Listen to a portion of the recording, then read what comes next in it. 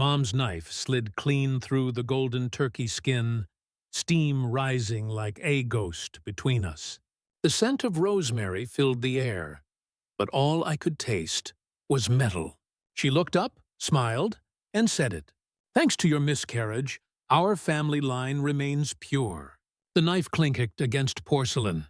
My hand froze around the fork.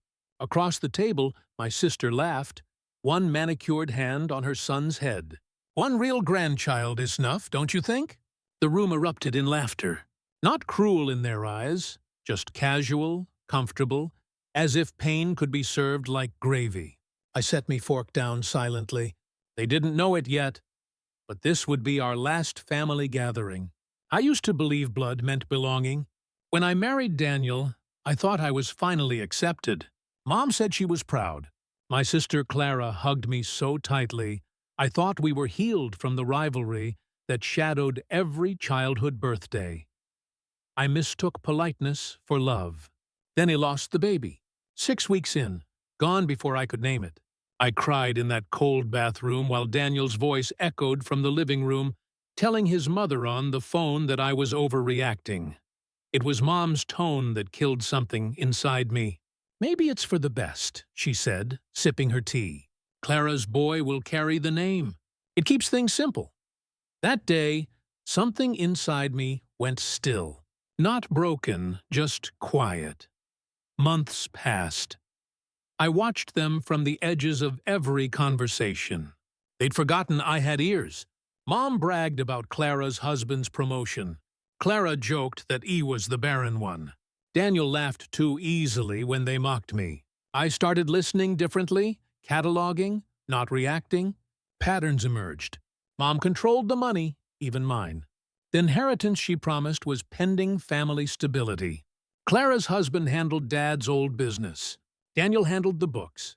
And I was the fool with trust. I began to notice late-night texts between Daniel and Clara. Harmless at first glance, but the kind of harmless that leaves bruises in silence.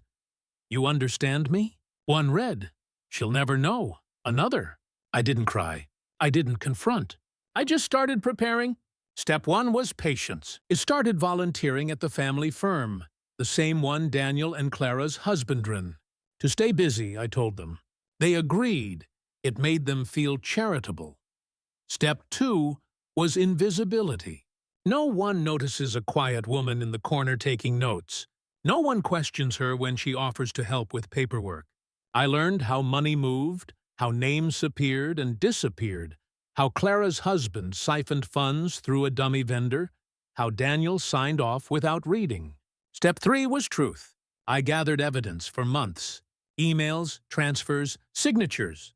Then I went to Dad's old lawyer, the one Mom thought she fired years ago. He smiled when he saw me. "Your father always said, you were the one with the steel." The man helped me rewrite the story. Thanksgiving came fast. My last act of patience, I baked the pie myself. Pecan, Mom's favorite. As it cooled, I checked my phone. The lawyer's message came through. All assets frozen. Accounts flagged. Media tip scheduled for 6:00 p.m. Dinner began at 5. When I entered, Mom was already scolding the help. Clara's husband bragged about their New Beach property bought with company funds, though he didn't know I knew that yet. Daniel poured himself wine, oblivious, as always. I sat opposite them smiling, my heart beat steady. "Mom carved the turkey," said her line, and the laughter followed. I stood. Every head turned. "You're right," I said softly. "One real grandchild is enough." Mom's smile faltered. "Sit down, dear. You're being dramatic." I took my phone out and placed it next to the gravy boat. A notification blinked. Breaking news. Local family under investigation for financial fraud. Their laughter died first. Then came the silence. Thick, crawling, suffocating. Clara reached for her husband's hand. He was already checking his phone. Daniel looked at me, face draining of color as the truth hit. I leaned forward. "You all thought I was weak, but I don't break." I calculate Mom's knife trembled in her hand. "What did you do?" "I just told the truth, Isaiah." Everything you taught me not to do. The room buzzed with distant ringtones, lawyers, reporters, the sound of their world collapsing. I watched each face crumble in slow motion. Clara's husband's company gone. Daniel's name publicly tied to fraud. Mom's accounts frozen, her control severed. I lifted my glass. To family, I said. Noon moved. When I left, the air outside was cold. The stars looked sharper, freer somehow. I didn't look back. The next day, the headlines confirmed it all. Fraud, tax evasion, family scandal. Daniel's name trended for the wrong reasons. Clara's perfect life fractured under public disgust. Mom stopped calling altogether. I didn't smile. I didn't cry. I just sat by the window and let the silence stretch for the first time.